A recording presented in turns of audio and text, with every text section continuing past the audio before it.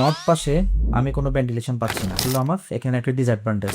বাইরে থেকে কোনো লাইট বা এয়ার ফ্লো আসার এখানে কোনো চান্সেস নেই। এটা আমার এখানে সব থেকে বড় একটা অসুবিধা। এখানে অতিরিক্ত কোনো সিলিং করা হয় না, অতিরিক্ত কোনো প্যানেলিং করা হয় না।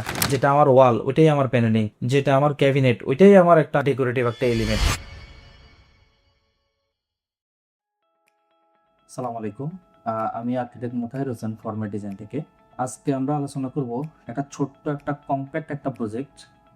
এই প্রজেক্টে ইন্টারনাল কিছু ছোটখাটো পরিবর্তন করে একটা অ্যাপার্টমেন্টের ভিতরে ফাংশনাল পরিবর্তন কিভাবে আনা যায়, একটা এয়ার সার্কুলেশন, একটা লাইট ভেন্টিলেশন, এগুলো কিভাবে ইনহ্যান্স করা যায়, আমরা এই প্রজেক্টটাতেই আলোচনা করব।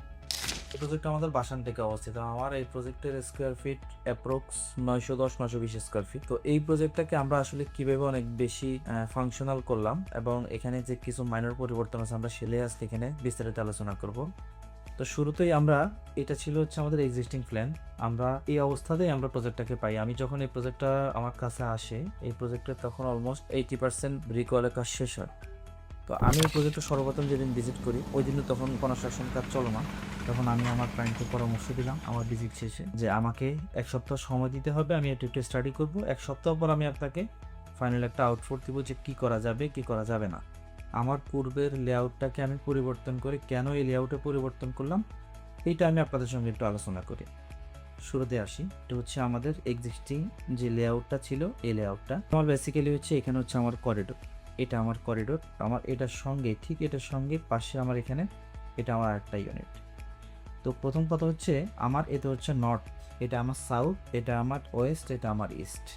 নর্থ পাশে আমি কোনো ভেন্টিলেশন পাচ্ছি না। আমি এখান থেকে বা এখান থেকে আমি কোনো প্রকার কোনো ভেন্টিলেশন পাচ্ছি না। এটা হলো আমার এখানে একটা ডিসঅ্যাডভান্টেজ। তার মানে হচ্ছে আমার এখানকার যে স্পেসগুলো এগুলো সবসময় অন্ধকার থাকবে এবং এখানে বাইরের দিক থেকে কোনো লাইট বা এয়ার ফ্লো আসার এখানে কোনো চান্সেস নেই। এটা আমার এখানে সব থেকে বড় একটা অসুবিধা। এটা হচ্ছে আমার ক্রস ভেন্টিলেশনগত আমার সমস্যা বা লাইট ভেন্টিলেশনগত আমার সমস্যা। তো আমি এই ক্রস ভেন্টিলেশনের শুরুতেই আপনাদের সাথে আরেকটা গুরুত্বপূর্ণ পয়েন্ট এখানে আলোচনা করব, ফাংশনালগত সমস্যা। তো আমি যখন এখান থেকে করিডোর দিয়ে আমি যখন এখানে আসি, এখানে আসার পর আমার এটা হচ্ছে আসলে অ্যাকচুয়ালি মেইন এন্ট্রেন্স। আমার এই যে লিভিং স্পেসটা, আমার এই লিভিং স্পেসের আমার ওয়াইড হচ্ছে মাত্র 9 ফিট 9 ইঞ্চি, পাশে হচ্ছে আমার এখানে 10 ফিট।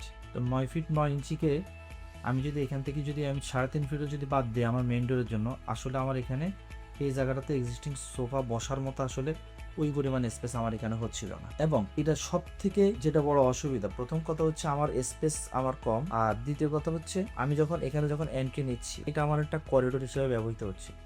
এবং আমি এই করিডোরটা কীভাবে করে আমি ভিতরে ঢুকবো, আমি যখন এই রুমে আসতে যাব, আমি যখন এই রুমে আসবো, আইদার এই রুমে আসবো অথবা এখানে আসবো, তখন আমার কি করতে হচ্ছে, আমাকে এখান থেকে অ্যাক্সেস নিয়ে আমাকে ডাইনিং থেকে এইভাবে করে বের হয়ে আমাকে এই রুমে যেতে হচ্ছে অথবা এখানে যেতে হচ্ছে অথবা আবার এখান থেকে এখানে যেতে হচ্ছে। তো আমার জন্য এই একটা করিডোর স্পেসটা আমার আসলে অনেকগুলো স্পেসকে সে এখানে নষ্ট করবে।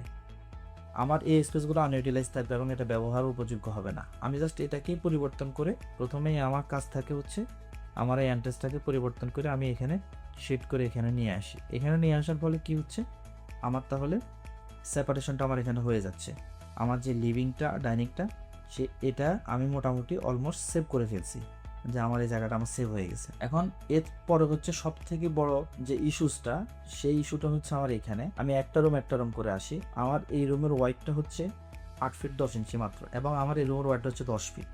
এই পাশটা যেহেতু আমার সাউথ এবং এই পাশটা আমার যেহেতু নর্থ, এবং আমার এই পাশটা তখন আমার পূর্ব দিক, এটা আমার পশ্চিম দিক।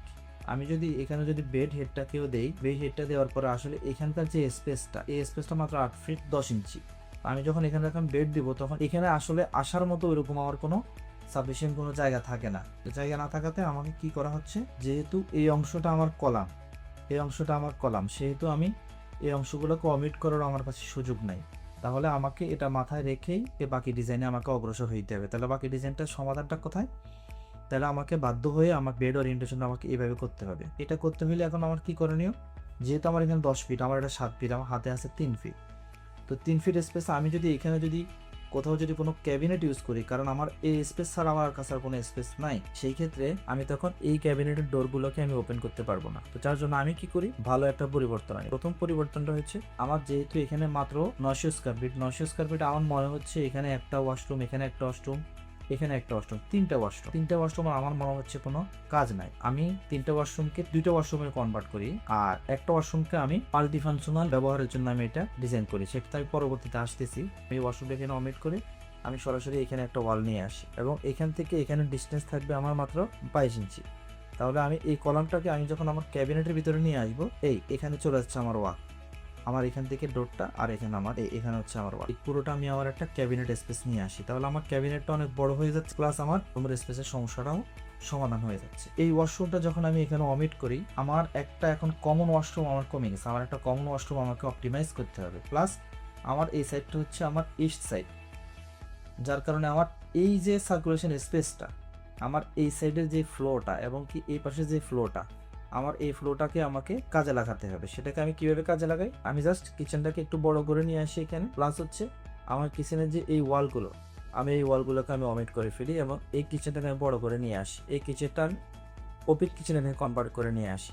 এটা আমার ওপেন কিচেন। তখন কি হচ্ছে, আমার এখানকার যে উইন্ডোটা আমি এটাকে বড় করে দিই, বড় করে দেওয়ার ফলে এই একটা কানেকশন তৈরি হয়ে যায়, তার কারণে আমার দিনের বেলায় এখন এখানে আমি সাফিসিয়েন্ট আমি এখানে লাইট পাচ্ছি। এটা আমার থার্ড বেড। এই আমার থার্ড বেডের একটা রিকোয়ারমেন্ট হচ্ছে একটা ক্যাবিনেট, একটা ড্রেসিং টেবিল, একটা রিডিং টেবিল, একটা টিভি ক্যাবিনেট। তো আমি যখন এটা যখন প্লেস করি, যদি আমার এখানে ক্যাবিনেট হয়, আমার যদি এখানে যদি বেড হয়, আমার এখানে যদি টিভি ক্যাবিনেট হয়, প্লাস তাহলে আমি আমার স্টাডিটা কোথায় হবে, আমার রিংটা কোথায় হবে। এবং এখানে সব থেকে যে বড় অসুবিধাটা, এটা হচ্ছে আমার মাস্টার টয়লেট আমার কোথায় যেতে হবে, আমার বারান্দা দিয়ে এসে তারপর আমাকে এখানে টয়লেটে যেতে হবে। যেহেতু আমার ইস্ট সাইড, আমি এই যে বারান্দা অ্যাডভান্টেজটা কাজে লাগাইতে পারতেছি না, সেখানে আমরা খুব সুন্দর একটা সমাধান করছি, আমরা আপনাকে পরেই দেখাচ্ছি এটা সমাধানটা।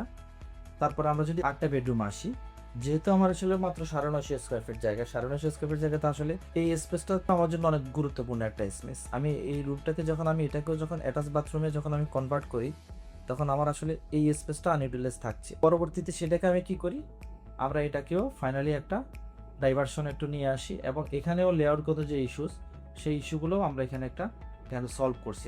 আসেন আমরা এটা এই সমস্যাগুলোকে আমরা কিভাবে ওভারকাম করলাম, এইটা আমরা এখন আপনাকে ইন ডিটেলে দেখাচ্ছি। আমরা আমাদের পূর্বের ড্রয়িংটাকে কীভাবে একটা ফাংশনাল ড্রয়িংয়ে সমাধান করলাম, এটা হচ্ছে তার সমাধান। প্রথমে আমরা আমাদের যে এন্ট্রিটাকে এখান থেকে শিফট করে আমরা এখানে নিয়ে আসি। নিয়ে আসার ফলে কি হয়, আমার আসলে লিভিং স্পেসটা সম্পূর্ণ আমার আলাদা হয়ে যাচ্ছে, এবং আমাদের সার্কুলেশন স্পেসটাও আসলে অন্য কোনো স্পেসের উপরে গিয়ে সে কোনো ডিস্টার্ব করতেছে না। এবং আমি এখানে এবং ড্রয়িং এবং ডাইনিংয়ের যে মাঝখানে যে সেপারেশনটা, এই সেপারেশনটাও এমনভাবে ডিজাইন করি, এখানে মূলত এসে আসলে একটা ক্যাবিনেট ডিজাইন করি আমরা। এই ক্যাবিনেটটা আমার দুইটা কাজে লাগবে, একটা আমার ডিসপ্লে সেন্টার আর একটা হচ্ছে আমার ডিনার ওয়ার্কআউট, এবং এইটা আমার ব্যারিয়ার হিসাবেও কাজ করবে, যেটা আমার লিভিংয়ের জন্য এবং ডাইনিংয়ের জন্য সেফটি হিসাবেও এটা কাজে লাগবে। আমরা এটাকে ওইভাবে করে ডিজাইন করলাম। আমরা যদি এই রুমটাতে আসি, আমরা যে এই কলামটা, এটা তো আমার মূল স্ট্রাকচার, আমরা ওয়ালটাকে এখানকার ওয়ালটাকে আমরা শিফট করে এখানে নিয়ে আসি। এই জায়গায় নিয়ে আসার ফলে কি হয়, আমার যে এখানে একটা স্পেস তৈরি হয়, এই স্পেসটার ভিতরে আমি আমার স্টোরেজটা তৈরি করলাম, এবং আমার বেড রোটেশন এখানে করলাম। আমি এখানে ছোট করে ড্রেসিং একটা স্পেস তৈরি করে ফেললাম এখানে। আর এখান থেকে আমরা যেই ওয়াশরুমটা সরাই ফেলছি, ওয়াশরুমটা সরানোর ফলে এই কিচেনটাকে আমি এখান থেকে বড় করার সুযোগ পাই, এবং এইখানে আমি এই কিচেনটাকে একটা ওপেন কিচেন হিসেবে আমি তৈরি করি। ওপেন কিচেন হওয়ার সব থেকে বড় সুবিধা হচ্ছে আমার যে এই যে ফ্লোটা, এয়ার ফ্লো এবং লাইট ফ্লোটা, এই লাইট ফ্লোটা সে আমার এই উইন্ডো থেকে সে সবসময় এটাকে কানেক্ট করতে পারবে। এখানকার যেই ওয়াশরুমটা আমরা সরানো হয়েছে, এই ওয়াশরুমটাকে সরায়ে আমরা কিচেনটাকে একটু হালকা একটু এদিকে শিফট করে নিয়ে আসি। নিয়ে আসার ফলে এখানে যে এই বেডরুমটা আমি আরও অনেক বড় করার সুযোগ পাই।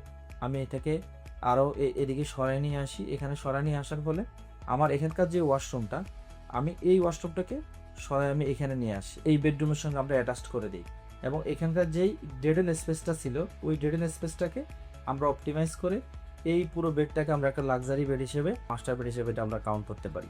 এবং এখানকার যে ওয়েস্টের যেই ফ্লোটা, সাউথের যে এয়ার ফ্লোটা, এই দুইটা ফ্লোটাকেই আমরা এখানে এনহ্যান্স করতে পারি। আমরা এখানে যে আমাদের 3টা ওয়াশরুম ছিল, 3টা ওয়াশরুমের মধ্যে আমরা একটা ওয়াশরুম, এই ওয়াশরুমটাকে দুইটা অ্যাক্সেস করি। একটা হচ্ছে এখান থেকে কমন স্পেস, আর আরেকটা হচ্ছে আমার এই বেডরুমের জন্য আমরা এখানে একটা স্লাইডিং ব্যবহার করি। এই স্লাইডিং দিয়ে অ্যাটাচ বাথরুম হিসেবে এটা ব্যবহার করা যায়। এই বেডরুমটা সাথে এখানে লক্ষ্য করবেন, আমাদের পূর্বের কনস্ট্রাকশন, আমাদের এখানে এটা একটা ওয়াশরুম ছিল এবং এখানে একটা বারান্দা ছিল। আমরা বারান্দাটাকে আলাদা করে একটা বারান্দা আইডেন্টিটি ক্রিয়েট করি, এবং এই ওয়াশরুমটার যে ওয়ালটা, আমরা এই ওয়াশরুমটাকে সরাই ফেলি। এই ওয়াশরুমটাকে আমরা বেডের মধ্যে নিয়ে আসি। বেডের মধ্যে নিয়ে আসার ফলে এর ভিতরে যে অংশটা, এই অংশটাকে আমরা পুরো আমাদের একটা স্টাডি জোন হিসেবে এখানে ক্রিয়েট করি, যেন আমার এখানে পড়াশোনার কাজগুলো আমরা এখানে শেষ করতে পারি এবং এখানকার যে স্টোরেজটা প্রপারলি দিতে পারি এবং আমার বেডের পজিশনটা আমার প্রপারলি হয়ে যাচ্ছে। এখানে মূলত আমার কথা হচ্ছে আসলে একটা স্পেস ছোট হওয়াটা এটা কোনো সমস্যা না, কিন্তু এটাকে একটা টেকনিক্যাল ওয়েতে, একটা ফাংশনাল ওয়েতে আমরা এটাকে যে সমাধান করতে পারি, এটা হচ্ছে আসলে তার সব থেকে বড় একটা এক্সাম্পল হচ্ছে এইটা। তো আমরা এই বাসাটাকে আমরা যেভাবে ডিজাইন করি এবং এখানে আমরা যে অন্যান্য ইন্টেরিয়র এলিমেন্টগুলো ব্যবহার করি, আমরা এখানে খুব লাইট ডিজাইন করি। এখানে অতিরিক্ত কোনো সিলিং করা হয় না, অতিরিক্ত কোনো প্যানেলিং করা হয় না। যেটা আমার ওয়াল ওইটাই আমার প্যানেলিং, যেটা আমার ক্যাবিনেট ওইটাই আমার একটা ডেকোরেটিভ একটা এলিমেন্ট। আমরা এইভাবে আসলে এই পুরো অ্যাপার্টমেন্টটাকে অনেক লো কস্ট আমরা এটাকে ডিজাইন করি। অতিরিক্ত বোর্ডের ব্যবহার না করেও সব থেকে লো কস্টে একটা ফাংশনাল পরিবর্তন করে একটা ইন্টেরিয়র প্রজেক্ট কিভাবে একটা ফিনিশড লুকে আনা যায়, এইটা আমাদের একটা উদাহরণস্বরূপ।